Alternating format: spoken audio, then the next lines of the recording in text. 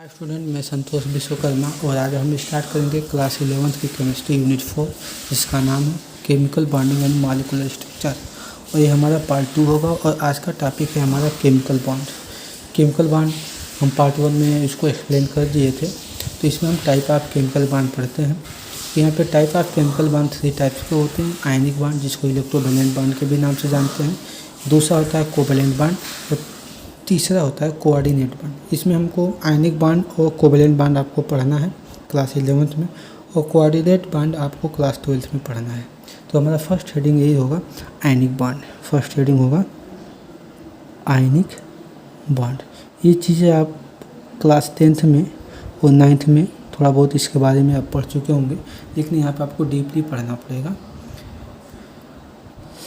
आयनिक bond या electrovalent bond में होता क्या है देख लेते हैं।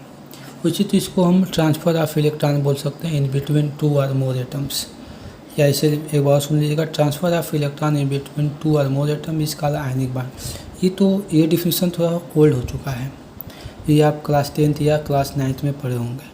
अब थोड़ा सा आप हायर लेवल में आ गए क्लास 11th में, तो हम हायर डिफिनीशन ही, इसका बेस्ट डिफिनीशन ही जानेंगे। तो ये बता दें इसको आयनिक बॉन्ड में कि यह एक टाइप है केमिकल बॉन्ड का। Ionic bond is the type of chemical bond. इसमें क्या होता है कि one atom lose an electron, यानी कि एक एटम अपना इलेक्ट्रॉन लूज करेगा एंड फॉर्म पॉजिटिव चार्ज। जब इलेक्ट्रॉन लूज करेगा तो उसके अंदर इलेक्ट्रॉन की कमी होगी और वो पॉजिटिव चार्ज में डेवलप हो जाएगा, पॉजिटिव चार्ज बना लेगा अपने ऊपर। और दूसरा जो एटम होगा वो क्या होगा, वही इलेक्ट्रॉन को गेन करेगा, और जब इलेक्ट्रॉन को गेन करेगा तो उसके ऊपर निगेटिव चार्ज क्रिएट हो जाएगा।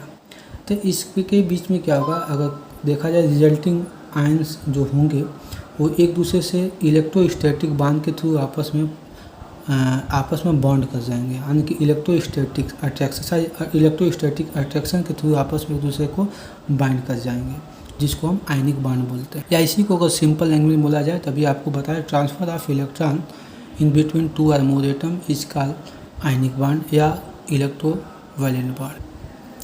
तो यहाँ पे हमारा आयनिक बॉन्ड को हमने डिफाइन कर दिया है, जो हमने जैसे बताया इसको ऐसे यहाँ पे राइट कर लिया है। लिखा है type of chemical bond in which one atom lose an electron to form positive charge and another atom gain electron to form negative charge.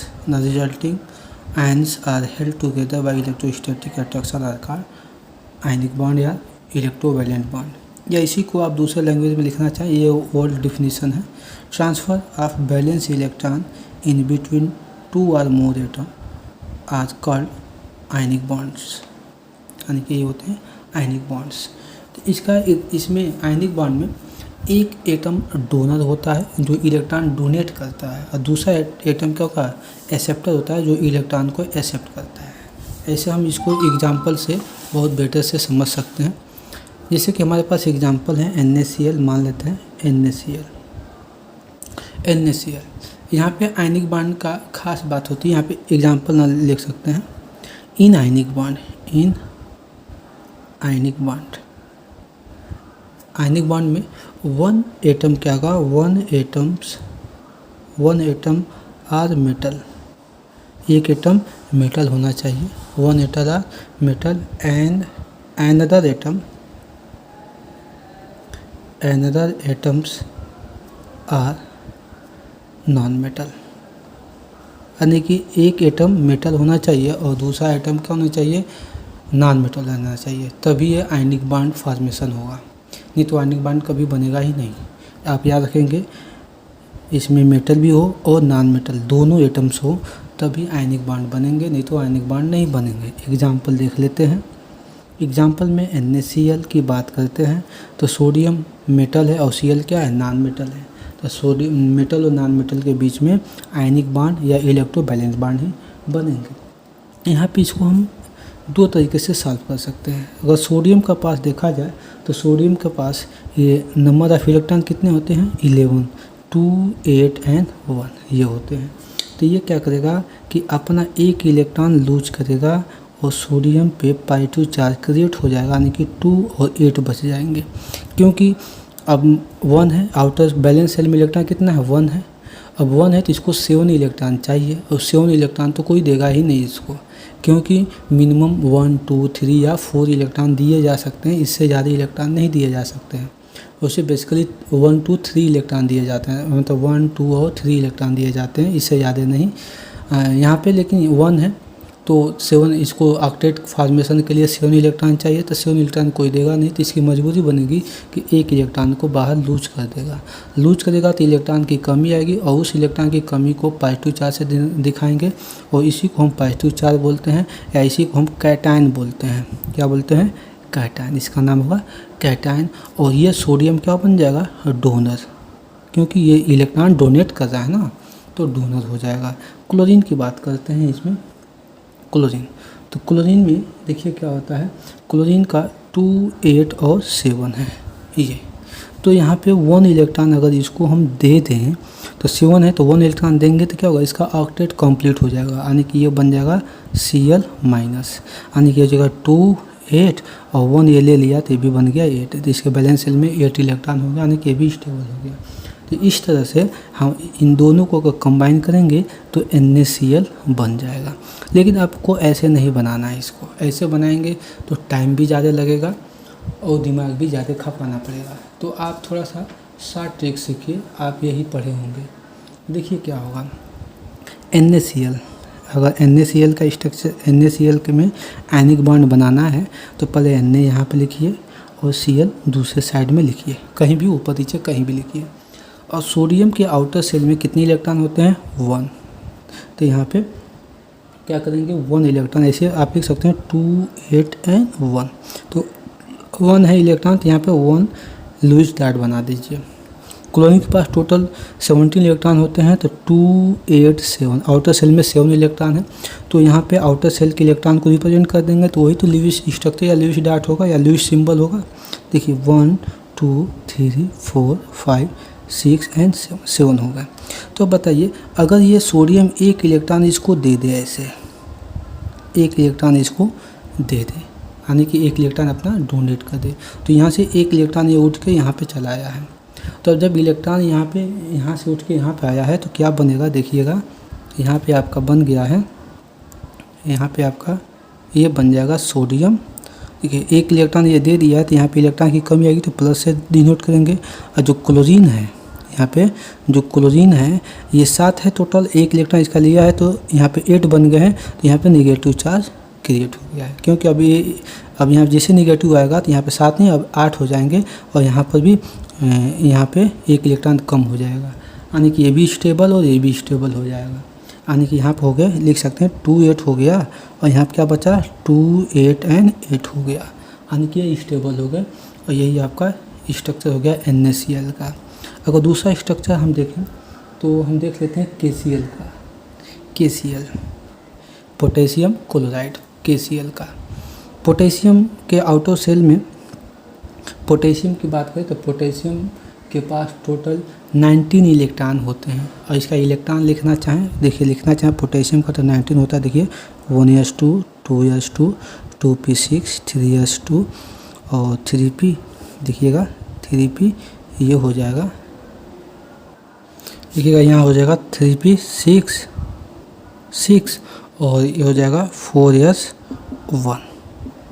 देखिए 2 4 10 12 18 19 19 होता है। तो देखिए एनर्जी लेवल सबसे कम है 2, इनको एक साथ लीजिए, दोनों की एनर्जी लेवल सेम है तो 8, यहाँ पे दोनों की एनर्जी लेवल सेम है 3 तो यहाँ पे 8, और यहाँ पे क्या जगह सबसे ज़्यादा एनर्जी लेवल है तो 1, यानी कि इसको क्या लिख सकते हैं 2 8 8 एंड 1।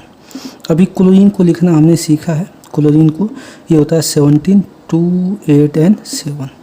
आइए देखिएगा एक इलेक्ट्रॉन यहाँ पे ज़्यादा है, क्योंकि 7 इलेक्ट्रॉन इसको चाहिए, 7 इलेक्ट्रॉन कोई देगा नहीं, यहाँ पे 7 इलेक्ट्रॉन ज़्यादा, एक इलेक्ट्रॉन इसको चाहिए तो आसानी से एक इलेक्ट्रॉन इसको मिल सकता है।